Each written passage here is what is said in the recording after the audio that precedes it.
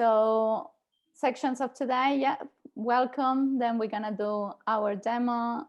We're gonna have panel discussion, and then Salesforce PM is also joining us. And at the very end, for whoever wants to stay, we'll stop the recording and we'll mingle a little bit.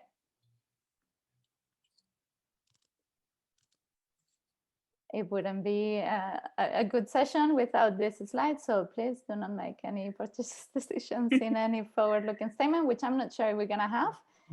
Well, we are kind of now going to have a little poll. So, you know, also what Chris will maybe talk about later. So please do refer to this slide. I think we're all familiar with it, but as Ines said, don't make any purchase or decision. What we might say is coming in the future or may not, right? Only current functionality, which is awesome enough. Okay, all right. So I think Ricky, you put it, Yeah, I can take this one. So basically, we have the pleasure of having Chris with us later, and don't need to introduce him now. We'll do that later. But we do want to have you guys play a little bit along and say, well, if you were a PM instead of Chris, what would you prefer here? Feature versus functionality. And I'll launch the poll in just 2 seconds. There are 2 questions. So I'm going to just go through these 2 slides, and then I will launch the poll for everybody to take part in. So basically, feature versus functionality, more, better, faster, stronger. So would you choose to add more connectors? Would you choose to add incremental patterns? Add more filtering capabilities, or is scale and performance, more rows, make it faster? Is that the most important thing for you?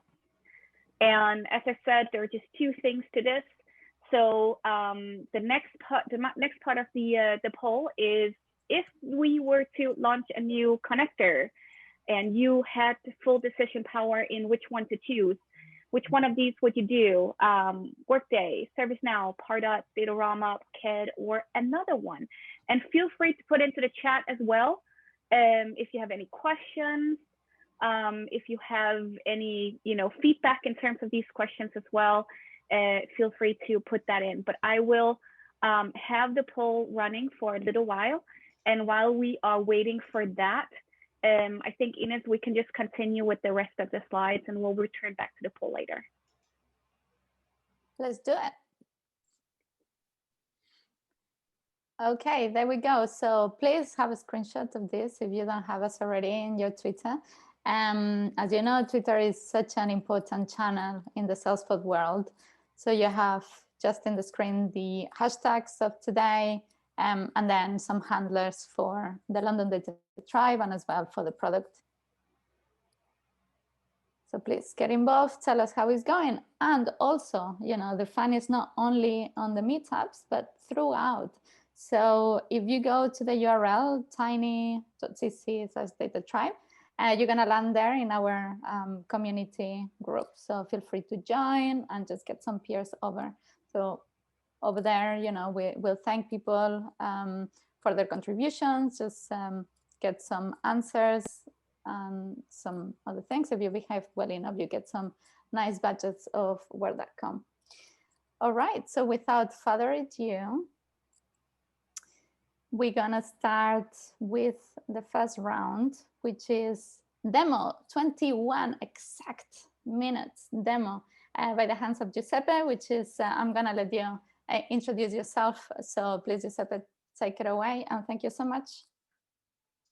Thank you, Ines. So let me share my screen. Can you see my screen? Yeah. Still loading. Okay. So today I'm going to talk about external data and how you can import external data into Tableau CRM using clicks and not code. I will explain what's the external data API and its limits, what's an ETL, what are the differences between ETL and ELT, some use cases, and a live demo. So I'm Giuseppe Cardace. I work as a group IT manager for a manufacturing group called Acrotech. I'm an analytics champion. I also lead a user group in Lausanne. in the French-speaking part of Switzerland. And if you want to stay in touch, here's my Twitter handler. Let's go straight because I don't have enough time. So Tableau CRM and external data.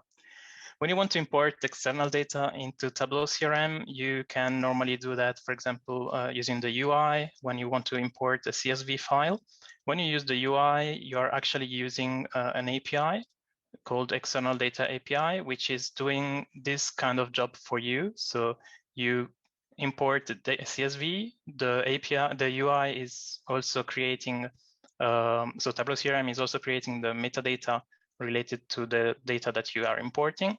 And it's using this API to crunch your data and create a data set. To do this in an automated way and with your on-premise data on a regular basis, you would need to do the preparation of the CSV, the creation of the metadata. You need to store a record into this object. You need to store several records into these other objects by chunking the data into blocks of 10 megabytes.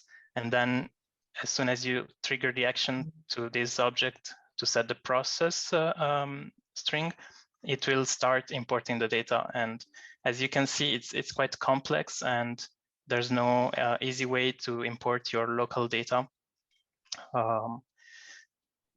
except for using some command line interface or an ETL tool that we will see in a moment.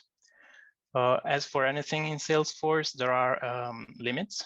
So you cannot import in a single upload more than 40 gigabytes, and you cannot import more than 50 gigabytes on a rolling period of 24 hours. Also, you cannot import every minute your data. You can have for each data set up to 50 uploads in a 24 hours period. I'll let you check the other data. You can scan the QR code to get to the official documentation. So how do we do all of the processing that we've seen previously with clicks and without any code? We can do that using an ETL tool. ETL is the acronym for extract, transform, and load, which is basically a process where you extract data from one or more source system, be it file sources, databases, you name it. And you upload your data into a data warehouse or another target system after some transformation, which could be data cleansing, which could be some field mapping to transform the structure of the data to match the target desired structure. You can do some aggregation and so on. This process is in competition with another kind of process, which is called ELT. So ELT is the acronym for extract, load, and transform. And the two things have pros and cons. ETL is the historical one. So it exists since several years, and it allows for advanced transformation, advanced flow control of the data. You can orchestrate better the import of different sources when you need to have when you have dependencies in the different imports, and you have an improved error handling. So if there is any problem at any point of the data import, you can send an email to an admin, you can write a record into Salesforce, you can really manage the whole import flow, and you can be sure that at the end, the data, you can trust the data that you have at the end if you handle properly the errors. It's extremely important to import on-premise data because you don't need to handle firewalls and security when you go from a local network to the internet. In general, you don't have the same restrictions and security policies which apply when you want to import, when you want an external system from the internet to connect to your local systems. Another advantage is that you load exactly what you need, not everything. And the data you load is already structured through a structure you define up front. So it's faster to analyze because you know already the structure of your data. And another super important feature is that if you need to stay compliant and to apply some data privacy, some masking of data, filtering, and so on before the loading, This can only be done with an ETL process. On the negative side, it's a bit less scalable, and because you need to have your hardware, it requires a dedicated infrastructure, and you have a bit less flexibility in the sense that you need to define upfront the kind of the structure of the data you want. And if you then delete the files, you cannot reconstruct some historical stuff. On the ELT side, we have a faster data load because you upload the data as it is, basically unstructured data. This is not the case for Tableau CRM, but in general, the ELT processes. In general, it's a cloud-based, so it's more recent kind of process and tools.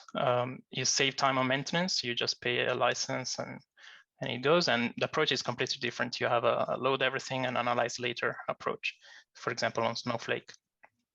On the negative part, you have limited transformations which you can do, and when it's cloud-based, we have problems accessing on-premise data. And on the data volume side, since you upload everything before analyzing it, you consume more data storage.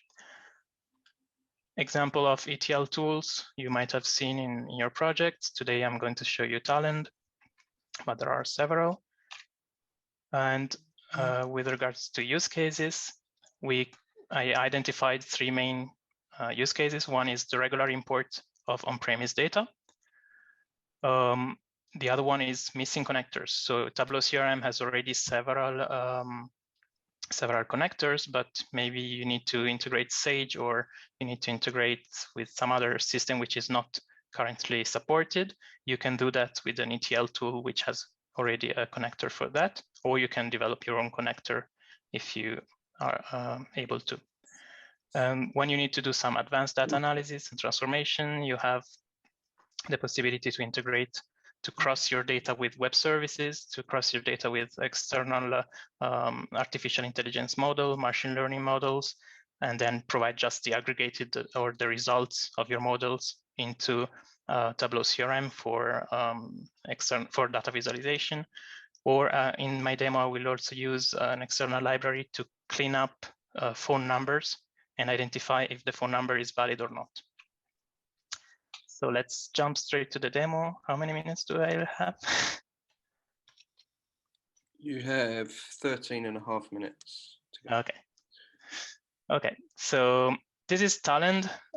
You can see on the left, you can organize your jobs, your import jobs.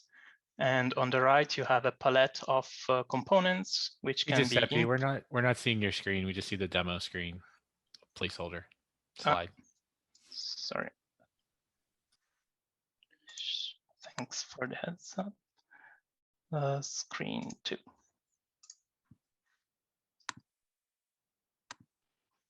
Do you see the screen? Looks good. Okay, yeah. So on the left, you have a structure of your jobs. On the right, you have a palette of components, which can be input components, output components, transformation components, components for logging the data stream to the console, so you can print out to see what's in there at that specific moment.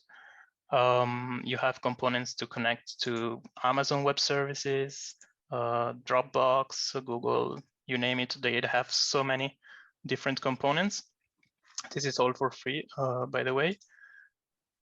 Input component, output components, and so on. So all of this can be used to graphically design your code, basically your implementation. And when you mix and match your components in here, it's automatically generating some Java code, which you can then build and run on any machine which supports Java. So let me run this code, for example. Otherwise, it doesn't build it. You have 11 minutes, Giuseppe. Thanks. Should be feasible.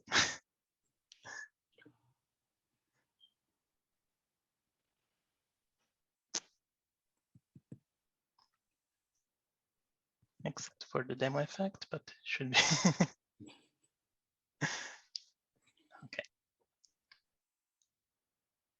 So meanwhile, while it's compiling, I explain a bit what the job does.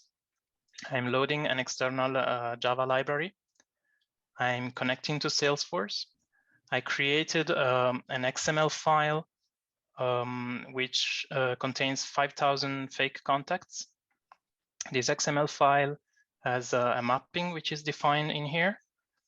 And I'm mixing the XML file data with the country data to retrieve the ISO code of the country for my contacts, because I need to pass the ISO code and the phone number to a custom Java code, which is using this library to automatically clean the data, print the data here, and upload the data with the cleaned up numbers in Tableau CRM. You see at the moment it has already printed the data. It didn't finish yet because it's uploading the data on Tableau CRM. So if I refresh here, we will see in Data Manager, you see the job which is running. Oh, it's already finished. 5,000 records. And as we can see here, for example, this is some sample data. We had, for example, on this line, a phone number which didn't have the international code. And I wanted to know if the number was valid.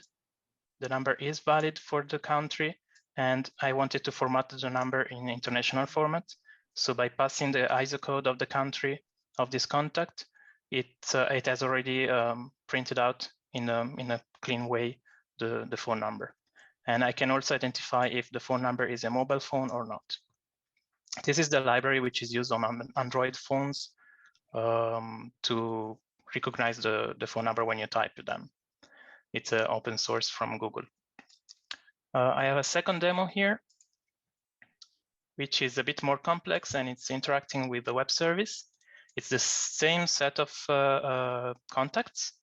I just limited the amount of contacts that I handle on this job because I'm using an external web service, which for the free tier is only allowing 60 calls per minute.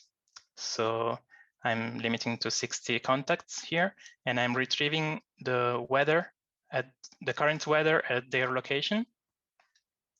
And then I'm converting this weather to from Kelvin to Celsius and uploading it to Tableau. The web service is called on an iterative way, so it's not really optimized, this code, but I'm calling this web service one by one, and then I'm only keeping the valid cities. If it didn't find any city, I will drop it.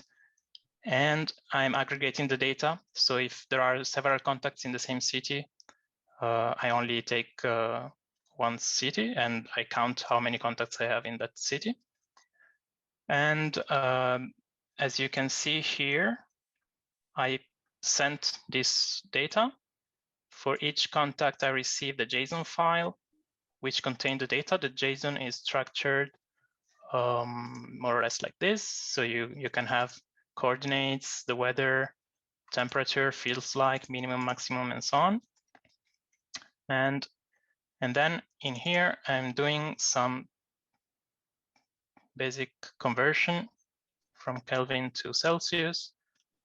So you can see the mapping of the fields, and just removing 273.15 degrees to convert it. And now we can see in Einstein Analytics. So this was the previous version when I ran the demo in January. And now the weather should be updated with the current one. You have 6 minutes.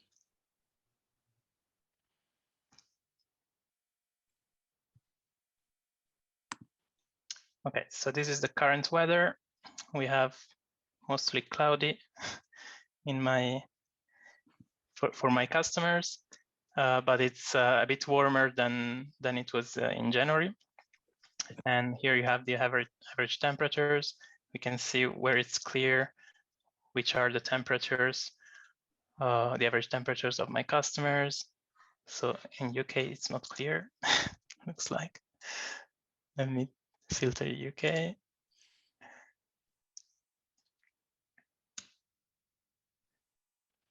So this is data which is crossed contact information and a web service data. I use this public API, Open Weather Map. I pass the city name and an API key. And I just retrieve all the details. So if I can show you here how it is done. It's literally you just put the URL and then you pass the fields that you have in your data flow. And then for the API key, I'm using a context variable, which is basically a way that the ETL tool has to foster reusability of the tool, because you can define the same variable names and use them in different contexts. For example, if you test it locally, or if you upload it to an AWS machine where you have different folders of your files and so on, you can define all your variables here. You can hide when there are sensitive information. So I'm able to show you that I'm using this API key, which is hidden. And then when you run your job, you select which context you want to run it on. For example, if you have a UAT org and a production org, you can change the context. And that's basically it. For the JSON, messages that I receive, I just need to provide the structure of the data I need. And then I provide the JSON query. So to get the current weather, I need to take the first element under weather object. And if we go here, I'm basically taking the first element in this array, and then I take the main to get the snow. Or for the coordinates, I just enter coord.lat for latitude. It's basically reading through this message without any single line of code. And if you had to code it yourself, it would be several hundreds of lines of code, which I can show you. And then I'm over, I think. Cool. We have about 2.5 minutes. Okay. We do have some questions posted in the chat. Okay. So first question came in from Krishna. Is Talend part of Tibco or a competitor? It's a competitor. Great. A great question here from Matt Byrne. Matt asks, what are the most common transformations that ETL tools do that Tableau CRM struggles with? Typically, when you need to integrate data from, transformations, anything which requires some external library, for example, what I did here for the phone number verification. Mm-hmm. Here I do have some Java code, which is basically instantiating the library, and then it's parsing the phone number, checking that it's a valid phone number, and formatting the number as an international one. You see the code is pretty short. It still requires some code, but you have the output variables and the input variables. And this kind of thing you cannot do in Tableau CRM. So this is one typical use case. Cool. Thank you. Thank you, Giuseppe. Matt, I hope that answers your question. We've got about a minute left. So I've had a question in from Daniel, or more specifically, his iPad. Hi, do you ever find Tableau integrations done with MuleSoft? Have you ever? Unfortunately, in any company I worked with, we didn't have budget for MuleSoft. And if you've seen my presentation at Dreamforce 19, you will know how I worked around that, basically using Talend and AWS services. So I have no MuleSoft experience so far. Fine. Maybe that's one for a future meeting. Cool. Great. Well, Giuseppe, thank you ever so much. That was absolutely brilliant and insightful presentation, and we finished right on time. Thank you. Perfectly delivered. Well done. Thanks.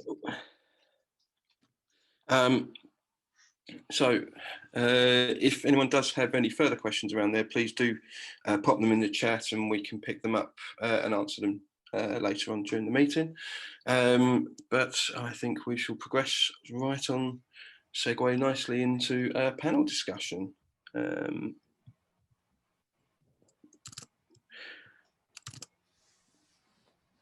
Our panel discussion today will be, not only do we have we have some wonderful guests joining us today. We have Santani Mitra, who is senior data scientist at Gobi. But not only that, she's an analytics champion and also the leader of the Chicago DataTribe Meetup.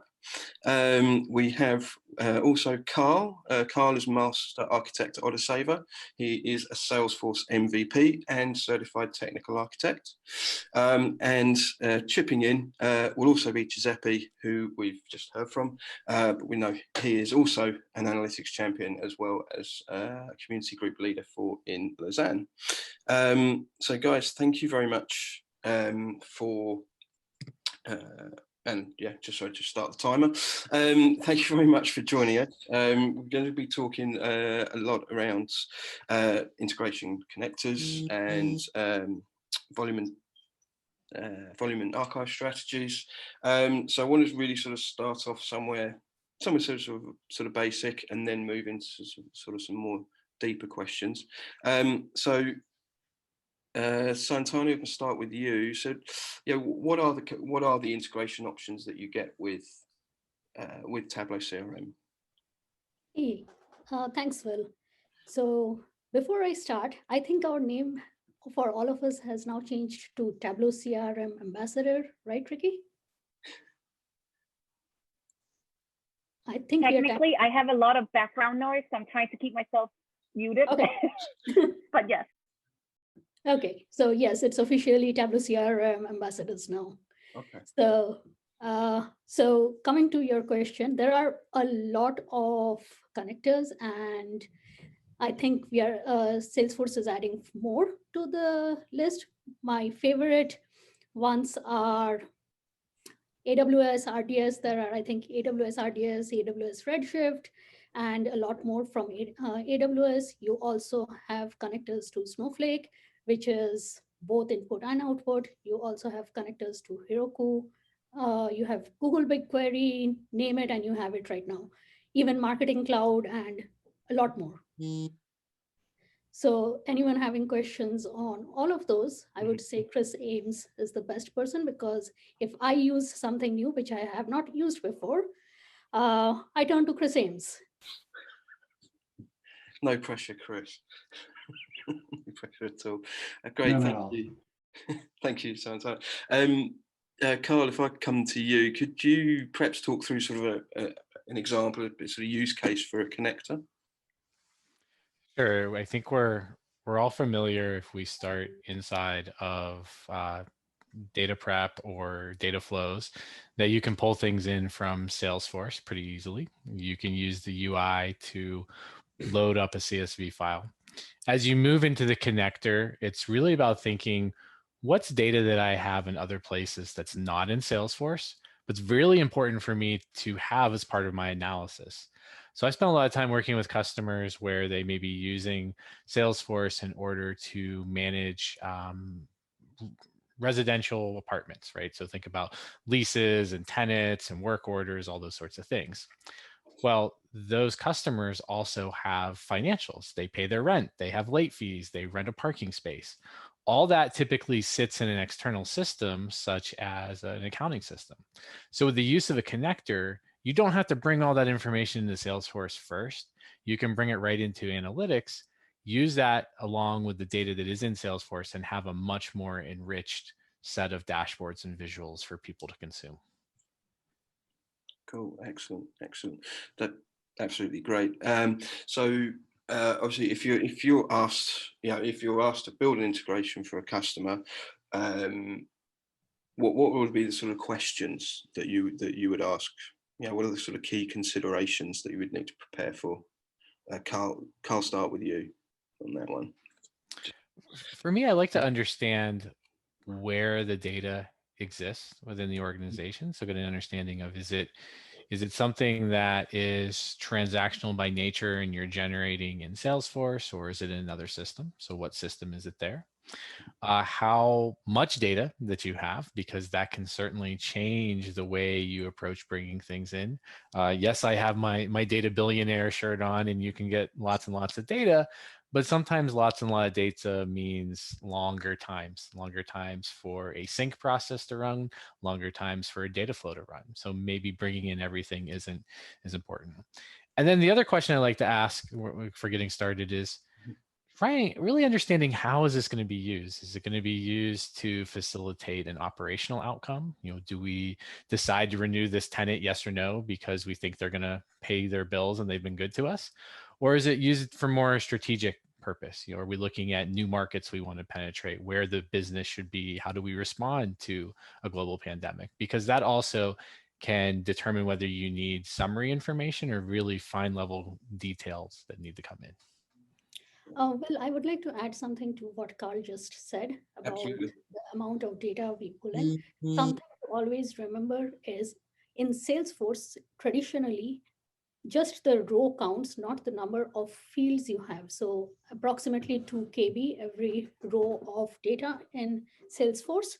But when you are using connectors, it also counts for the number of columns you have.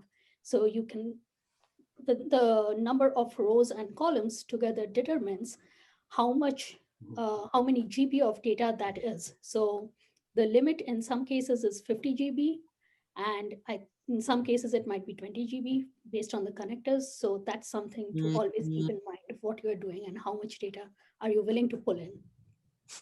Yeah, we're definitely easy, like doing check all inside of Salesforce when we pull in things and bring things in that you never want for analysis, free text fields. But to your point, absolutely, those external systems, think about those fields and what needs to come in. Sure.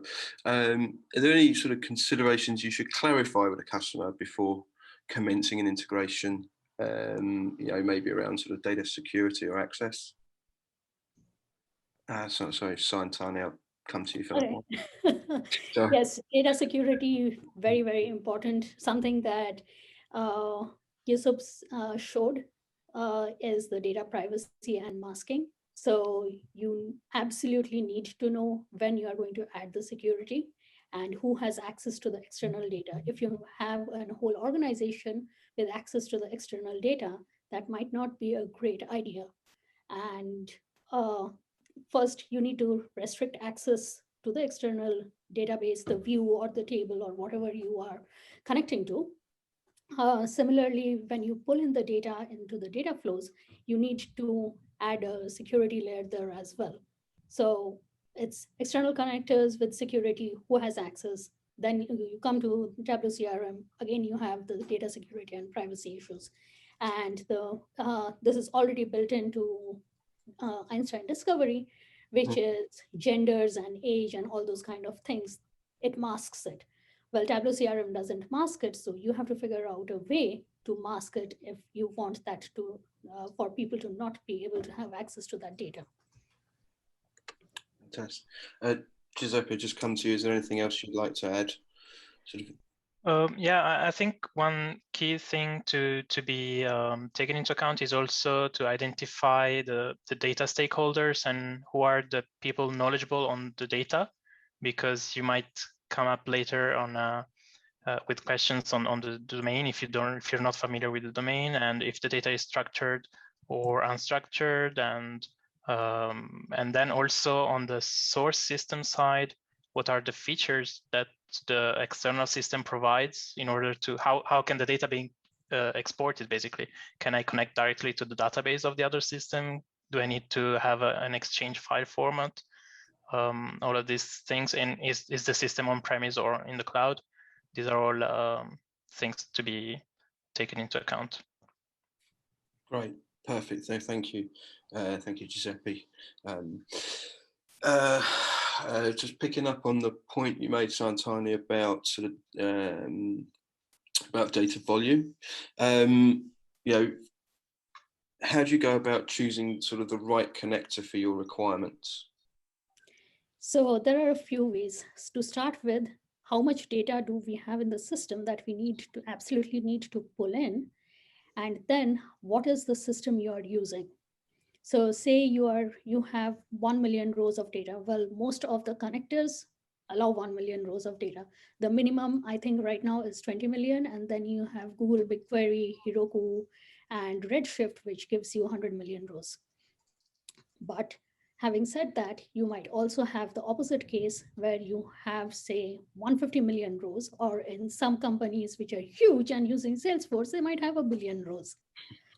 Tableau CRM allows by default 10 billion rows, right? So anyone can have 1 billion rows of data now. So if you have those kind of things, then you need to be extremely careful as to which system you are going to use. Then ideally use the system that, or the connector that has the most, will pull you the most amount of data. In this case, it will be Google BigQuery or Heroku or Redshift. The problem with that is, even if you have, so they're limited to 100 million rows. Now, if you have, say, 150 million rows, you have to create 2 different tables and 2 different views to pull in that data. You cannot pull in 150 million rows in one go. So there are a lot of considerations and how much data you really need to pull in. And anyone doing this should be very, very careful about that. So in our own organization, we limited it to, I think we had 4 views using Heroku. And one of them, the reason was dates. Whenever you have dates and you use a filter based on dates, you can miss anything where the year overlaps. So we had different kinds of issues, but that aside, you will have to figure out ways in which, what is the best way to pull in the data. And then if then you append it in the data flow or in recipes or data prep 3.0, you still will have an issue of how long it is going to take for you to append the rows. So the more number of appends you have, the more time it takes. The more rows you have, the more time it takes. So those are all considerations that really need to be taken into account.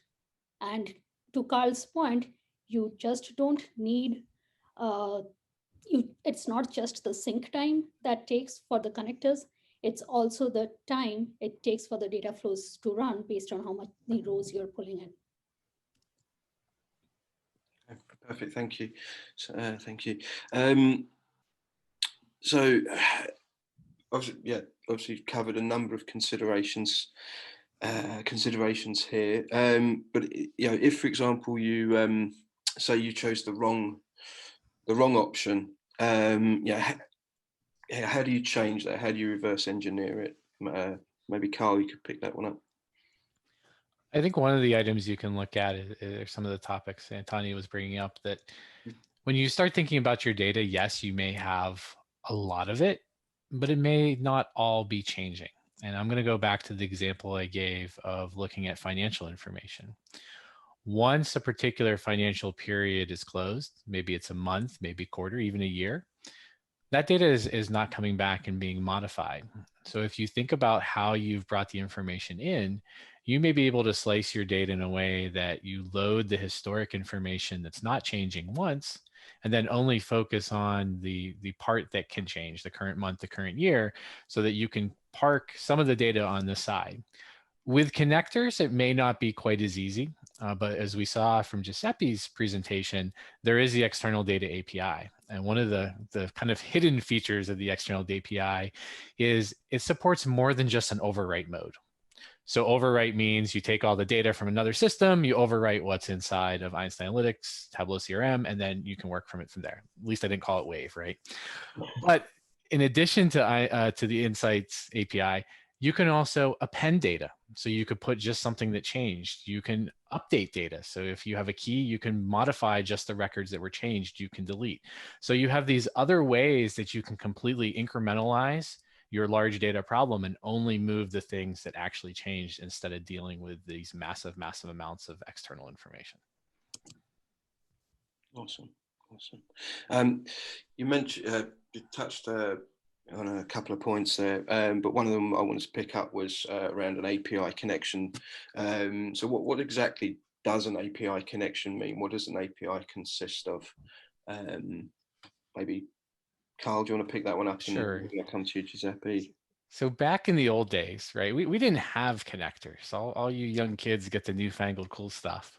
We had data flows that we had to hand code in JSON, you know, uphill in the snow. And then we had the API. And the API, I think if you're familiar with other places inside of Salesforce, I would liken it to the bulk API from the standpoint of you take a file, you split it up, and then you push it into Salesforce. At that time, there was a utility, it's still around, written in Java called dataset utils that did some of that chunking for you. You could point it to a large text file and it would chunk it into the right slices and then upload it to the APIs. So much like Giuseppe shared, I actually built solutions for a customer that would start an AWS instance that had SQL Server on it because I had a thing called SQL Server Integration Services, pull data from a series of APIs to create a text file, use dataset utils to slice it up, and then push it up into Einstein Analytics and shut down the server. So there was very little cost. It maybe ran for an hour a day. So very cost-effective solution without a bona fide ETL tool to get things into Einstein Analytics before connectors existed. Excellent, excellent. Giuseppe, would there be anything that you would add to that, maybe from a use case that you have? No, it's it's exactly the typical use case for an ETL for me.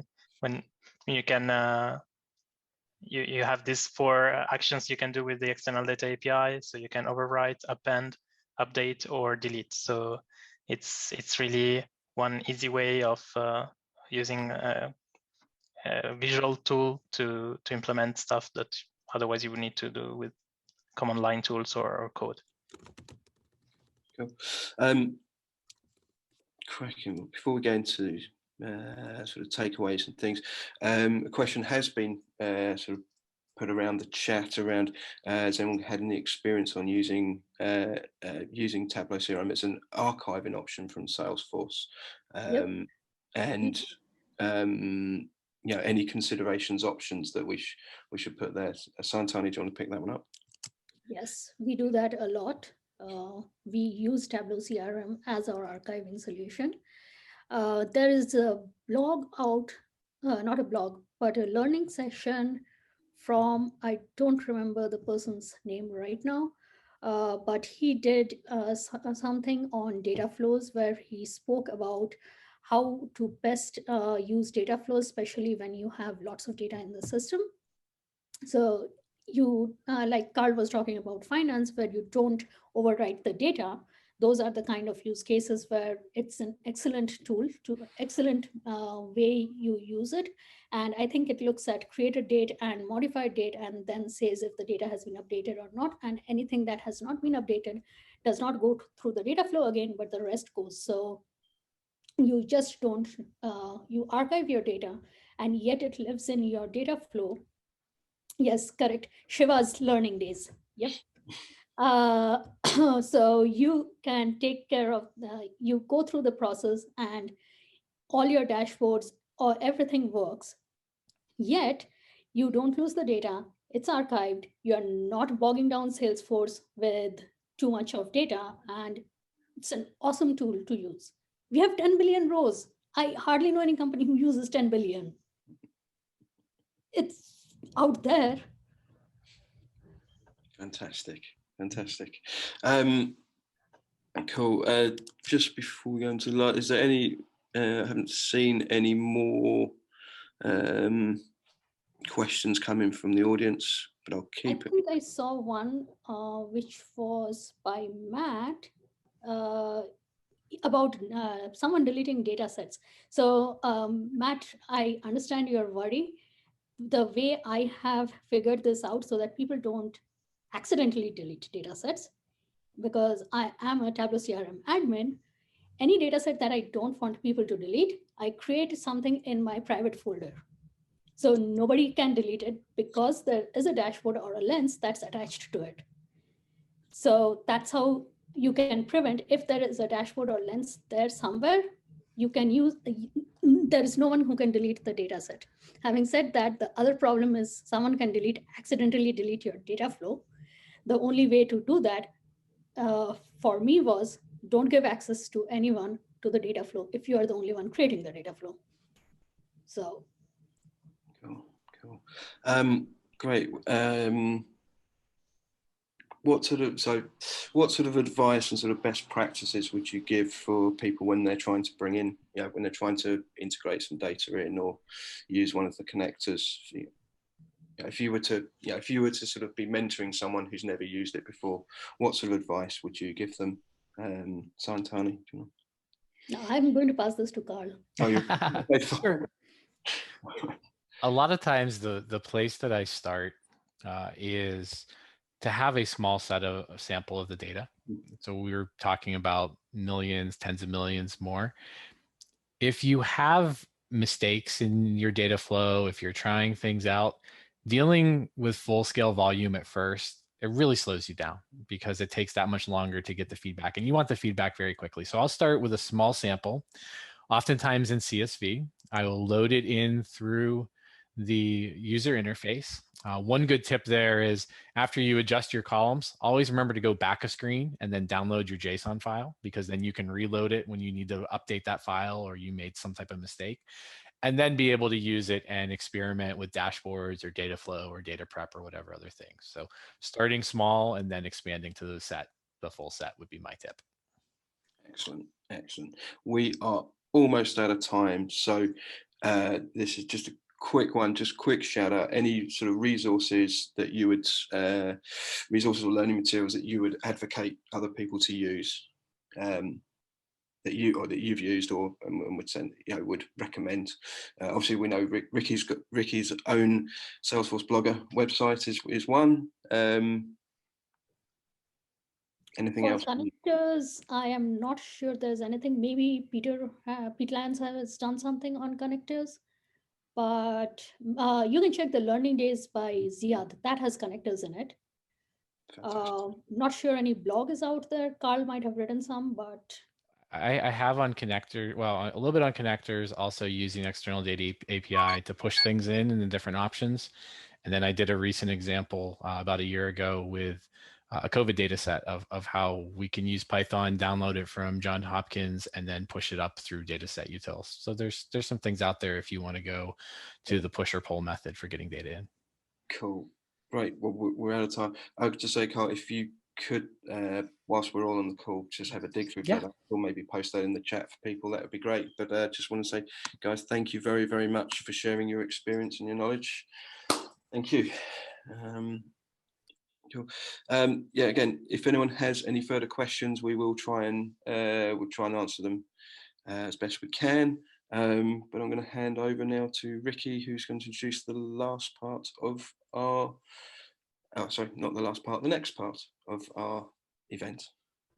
Thank you. And thanks for all these great best practices and advice. That was really interesting. And of course, also the demo was really cool to see how you can achieve so much with clicks and not having to code, even though there was a little bit in there. But yeah, thank you so much.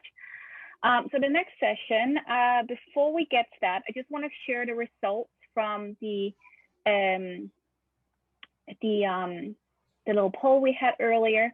You can see here that most of you wanted to have more connectors, and the one that was winning was Pardot. So I guess hopefully Chris is still with us and can take note of that, that this is what is the desired outcome. I'm going to stop sharing this, and then I'm going to run one more poll that I'm going to have up for a little bit, and then we will continue on with this session. So the question in the next next poll we have here, it's around on-premise data. So if you're understanding firewalls and security implications, so does it have a need for a utility tool? So for instance, you're using the API or the ETL tools to perform a pull push, or do you feel or load feel acceptable? So there's a couple of answers here that, first of all, maybe you're living in the cloud. Maybe you're totally understand, accept the part of doing the hybrid model. You just want it all, or get it, but still want an easy button. And the last one is then you don't have an opinion because you don't have to deal with it. That might actually be some of you. Who knows? So I'm gonna let that poll be up for a little bit. But let's just go to the actual session. Today we have Chris Ames with us. Instead of me introducing Chris, I just want to say welcome and hand it over so you can do your own introduction. Okay, great. Let me share here. I am just going to stop sharing as well. Oh. Oops.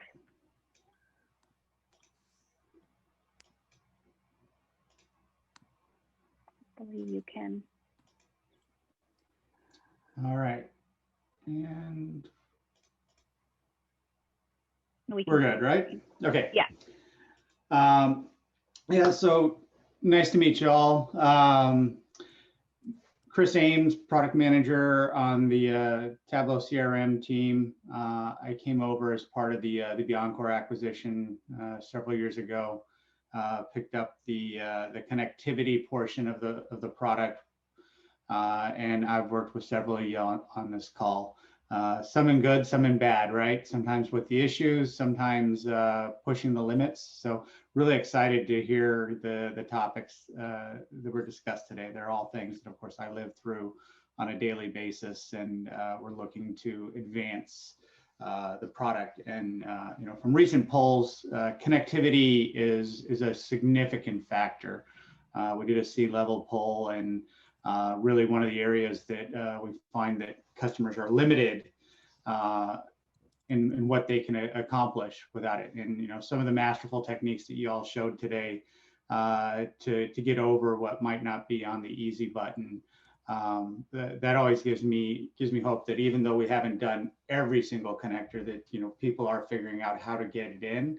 But we want to make sure we keep that channel open so that I can add more as we get to it. Real quick, this slide is old. It's over a year old, and quite honestly, not a lot has changed on this slide in the last year as far as adding more connectors. You guys, you need more. I get it. You got to understand we have business priorities that we've been moving towards expanding the capabilities of the product, and I'm going to speak to some of those capabilities. So it wasn't all strictly about just give me the next connector, or take some of these pilot ones and push them in to be direct. The message that we've gotten is that for the most part, the big stuff is in there, those cloud-based sources.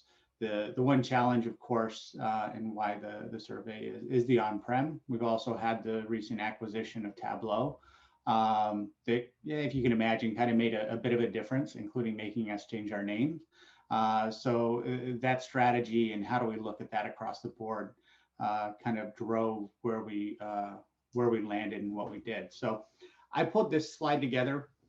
This is something that I predominantly did with our partnership with Snowflake, but it carries across all the connectors and our strategic direction in general. We have the various pieces in here: Salesforce, Tableau CRM, Snowflake, Tableau, and Snowflake in some cases can be interchangeable with your AWS, Google, etc. Data sync, the capability, right, to pull data from Salesforce into Tableau CRM. We're a first-class citizen there. We do things in a very efficient manner. And because of that, we're able to not be dinged by some of the significant API limits that might be put in place. So therefore, we can bring more data from Salesforce to Tableau CRM. We do it efficiently. We have incremental capabilities, etc. So we say connectors. For my team, it's kind of the whole thing. It's a connectivity topic. we did the partnership with Snowflake, and they asked us to generate a new functionality that we didn't have before, and that was the ability to write data into Snowflake. So we've generated 2 key features for that. One being sync out, which is going to leverage data sync to write data to Snowflake and then keep that up to date. It's going to handle the incrementals, the DDL, et cetera. And then the output connector is the functionality that you have an existing table in Snowflake and you want to be able to target the data in there by writing to that object or updating the object. Well, we sent data away from Tableau CRM, so we had to make sure that Tableau CRM stayed relevant. So we created the direct connect capability. This is more the traditional BI approach, right? Data stays over in my database and I'm going to query it. It's powerful, it's useful, it has a role. I've got a slide in here later to talk a little bit about that. The key consideration comes down to kind of performance and the latency question of latency or performance to get the data into Tableau CRM, generate a data set, and then see, sub-second response in your dashboards, or is it latency as far as the information is being updated in the external system, and you don't want to wait for a terabyte of data to come into the Tableau CRM to update your dashboards there. So the decision points to be made there. It's not a one size fits all, right? It's the whole goal that everybody has, or the nirvana is data virtualization. Data sits wherever it sits and everything performs as if it was right there in front of you. And we're just not there. Technologically, it hasn't happened yet. So we have to very much pay attention to where the data sets, what the use case is, and which feature to use. But you're going to see here as I continue down this, the ability, we of course have the ability to consume in Tableau, but as we go down this, Tableau CRM is making a concerted effort to become a central component here. So if your data needs to go to Snowflake, we can send it to Snowflake. You want to pull data from Snowflake back to Tableau CRM, you can do that. All right, so we're bringing it all together. And then 2 of the key features that we're working on right now is how about if you want to take that data back into Salesforce, or you want to send that data from Tableau CRM over into Tableau Online. So these are 2 connectors that we're running in pilot. So when I talk about that prior slide and the number of connectors that we're creating hasn't changed, instead, this is what the focus has been, right? So freeing up the data, but also maintaining the relevance and being able to bring it in. Because the feedback has been that, we want to leverage it. I'd say the Tableau to Salesforce one, I've gotten some tremendous feedback on that one, right? Customers like, yeah, I've been trying to get data, I have to do it. And similar to what y'all are talking about, having to push or walk uphill in the snow. That was another one of those types of efforts where you had to go out and do it yourself. If you improvise, adapt, you can overcome. But we're trying to make that easy button happen so that you can write the data in there. And we're doing it in a very concerted effort. The whole part of Tableau CRM and that first-class citizen for Salesforce ecosystem means that we do things in an extremely responsible way, but it also means we don't move wild and fast. We just can't. We have to make sure that you can trust the feature, that we don't impact your system, but you can still obtain the actions you want to get to there. So what does it look like? People ask me often about, demonstrating connectors, and it's a difficult one to do. It's like, okay, I create a connection, I give my database credentials, and I bring it in, and I maybe define the object or what I'm going to bring in, and I click a button, and then data goes from there to there. There's the demo. But really, how do we do it? What do we expose? We expose the concept of there is a connection to go out and create.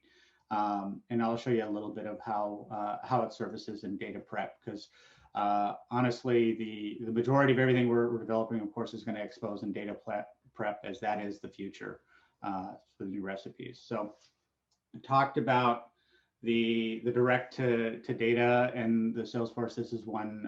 So one of the product managers that I work with on the direct front, he brought this together, and it's a great message of kind of how do we get out there and talk to customers and leverage this functionality to be able to get there, because it isn't each feature is totally the same, right? We have to get to a point that we understand we're using it where it makes sense. And then from our standpoint, we're filling those gaps to make it more functional for y'all. Do you want to go direct? Do you want to go to to Salesforce Direct, or you want to pull that data set into Salesforce. What are the actions? Do you want to get that data back into Salesforce because you want to run Apex on it? All of these things kind of decipher as you have that discussion with your customer about where you're going to land the data and how it's going to get used. And, you know, do you want to act on it back in Salesforce, or do you just need it for information purposes? You know, maybe direct is the right answer if you're simply just looking for, I need to put that number in front of them in Salesforce. It's going to be a Tableau CRM dashboard using a direct query that hits your Snowflake, and then whatever other systems we generate with direct or connect to with direct to bring that data back. Or it's more, like I said, operational, and you need to pull that data all the way through. So that concludes the slides. Let me pull up really quick just to show a little bit of product, and then we can have a discussion about connectors here. So about halfway, Chris. Okay, great. So welcome to Data Manager, right? You guys are analytics and within there, Data Manager. Up front, this is an area that isn't necessarily fully about connectors and connection, but Data Manager performance is a consideration that we're working on. The folks on this call are the ones that it impacts, right? The admins that have to wait. I've got probably close to 100 objects here. I'm going to wait 20 seconds. This is a UI thing. It's an experience thing that you impact. Sorry, we do realize it. We're going to do something about it, and we've got some cool looking stuff coming down the pike on that. In the meantime, right, we come in. What did we do? We expanded on the concept of connecting, right? So in the past, you had, and the way that the product evolved was around data flows, and in data flows, you needed to create a connection. You had a local connection, that's, you know, pure data sync. And then we expanded those local flows to give you more than one just local, so you can schedule across those. So that's one of the things we did last year. But you also have all the various connections that you can create on just the core piece, and that was there. That's not a new thing. We added a few over the last couple of years, but for the most part, those are what they are. We did go through and add some MuleSoft connections. That was an effort to show that that we could work within that pattern. I wouldn't say it's a predominant pattern for us, because it was more is pre-Tableau, but also kind of part of the, you know, we work with the companies that we acquire to make sure that we're going to do it. You know, would I be surprised to see a Slack connection in here at some point in time? No, I wouldn't. Right? We're going to find ways to interact. You guys mentioning the Pardot one as a preference. Absolutely. Know about it. Been on our list. Something to get to. We added live connections. So that's the direct connect. And here I've got a couple of connections set up for Snowflake. And then the output connections. So I want to send data out. Well, why are they all here? It's not really necessarily in the same functional pattern, but the concept of giving you an interface where you go to create a connection is one place. So we're trying to avoid sending you multiple places to do different things, but we're doing different things with these things. So it's going to be a little bit of a challenge for sure. Once I've created connections, so let's look at a live connection. So I go to live, I've got live data sets, and in here, let's say Snowflake orders, explore that. This is going out to Snowflake and doing a direct query to Snowflake to bring back the data. So we see the performance is definitely reasonable, maybe not for the volume that we expect to see on a data set, but still, you know, quite reasonable. There was only 20 rows. There you go. We've got 12 there, and you know, this is not magic. So here's the data in Snowflake as well, just querying it there. So we see we were able to query across that, and you can, you know, fit that into your functional requirements as it makes sense. Let's see here. So the next one, talking about the output connections. So totally different paradigm, but opens so many different use cases. I've got a connection to write data to Tableau Online. This creates a hyperfile in the Tableau Online project.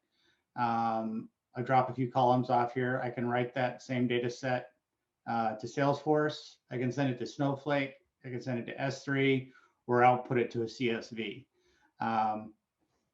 The concept of making that happen, I mean, the setup of these are all just a little bit different. Oops.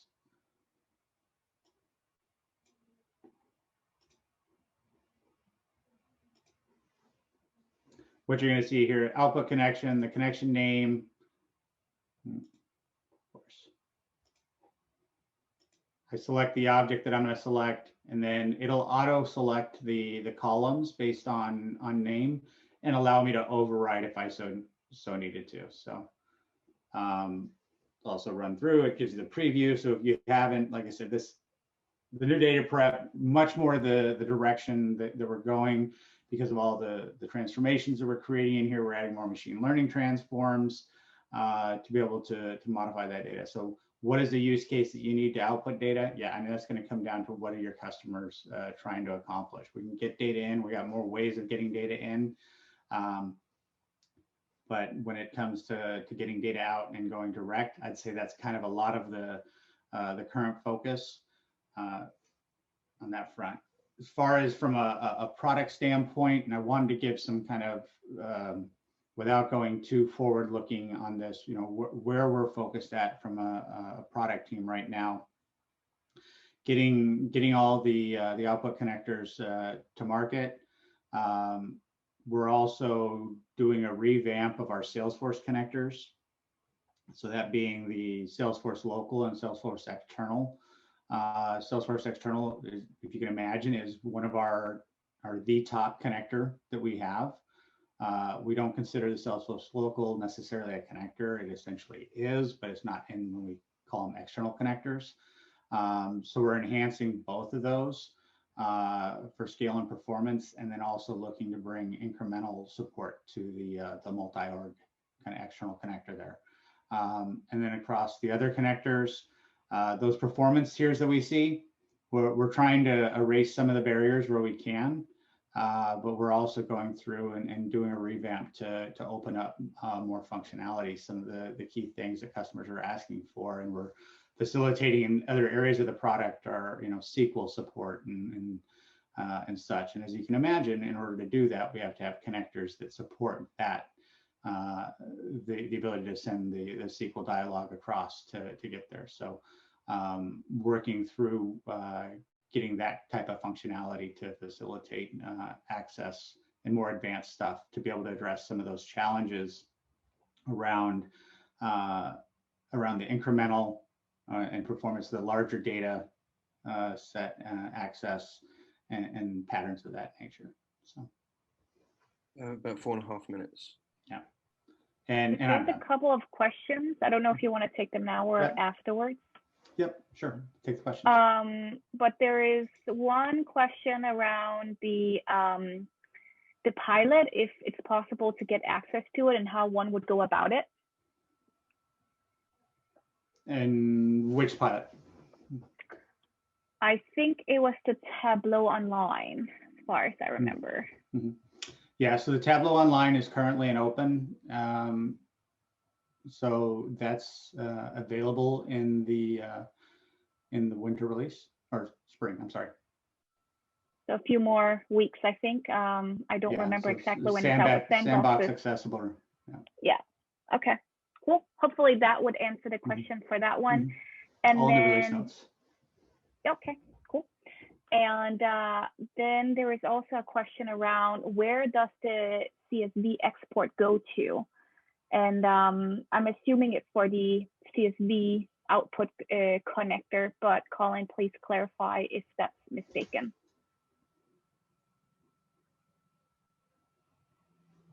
I think we can assume it's the... Yeah, well, once again, the details of the where to download, there's a few steps that go into that one. All in the release notes for that particular connector. Another team, it was something that you'd asked that I bring to show, not necessarily something that my team did individually. So, but the details, it's a little bit more than just. If I'm not mistaken, I actually think it goes to the export object. So I believe, and this, I have to validate it in the release notes, but I believe it's going to the same object that the export node from the data flow is using. But I'm to test that myself tomorrow just to double check. I think, Giuseppe, do you have a question around the Amazon S3 bucket, or was this just more of a comment? I think it was the answer to the CSV. I think you write the CSV into an S3 bucket on AWS. There's two different CSV modes, right? One is you can write CSV to S3, and the other one is it writes local to Tableau CRM so you can thanks. Okay. Or to Salesforce. So I'm not sure how much more time we have left, but I wanted to share the results and from the poll as well. And I'm not sure if that's giving you some great insight into what you were thinking, Chris, because I know this is also an area that you're looking into, whether or not there should be some support here. And we only have 90 seconds, so it has to be quick.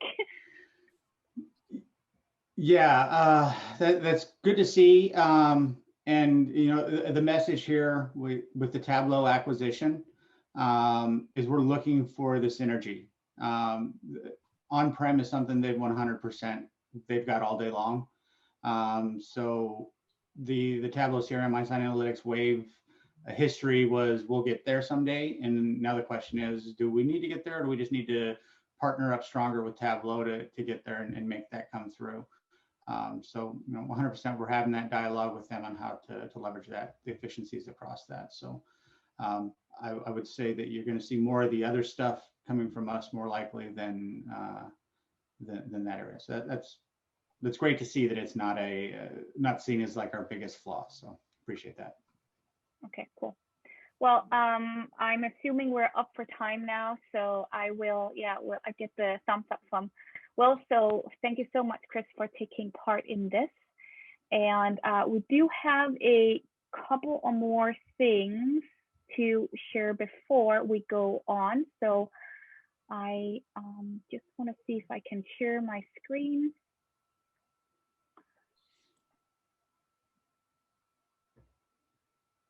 And then question and answers we've kind of done.